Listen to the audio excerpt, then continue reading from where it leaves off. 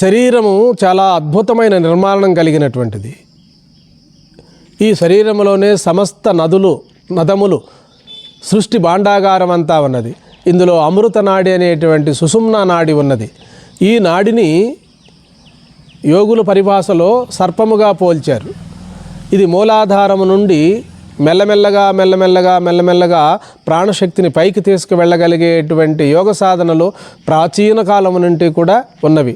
ప్రాచీన కాలము అంటే మనకు పతంజలి యోగ సూత్రములలో ఈ నాడీ యొక్క తత్వాన్ని చాలా సక్రమంగా వివరణ ఇచ్చారు.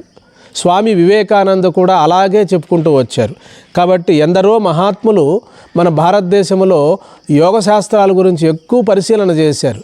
కానీ కొంతమంది ఋష్యాదులు మాత్రము ఉపనిషత్తుల యొక్క బోధ ద్వారానే ముక్తిని పొందే విధానాన్ని చెప్పారు. యోగ మార్గము ద్వారా పొందేటువంటిది క్రమముక్తి.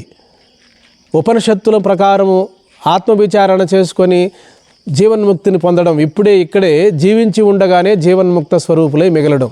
కాబట్టి ప్రాణశక్తిని సుషుమ్నాలో తీసుకువెళ్ళడం అనేటువంటిది యోగ ప్రక్రియ. ఇది ప్రాణాయామము ద్వారాను, ప్రగాఢమైన ధ్యానము ద్వారాను, యోగము ద్వారాను, జపము ద్వారాను సిద్ధవుతుందంటాడు రామకృష్ణ పరమహంస. ఇష్టదేవత సాక్షాత్కారం కూడా కలుగుతుంది అంటాడు. ఇష్టదేవత మంత్రాన్ని మనం పదే జపించినప్పుడు ఈ కుండలిని శక్తి కూడా కలుగుతుంది, కుండలిని ప్రబోధం కలుగుతుంది అంటాడు. కాబట్టి సులభమైన మార్గం ఏదైనా ఉందా అంటే అది సోహం మంత్రమే. ఇంకా సులభమైన మార్గం ఏమైనా ఉందా అంటే అది భక్తి మార్గమే. కాబట్టి అన్ని యోగములను ఆచరించారు.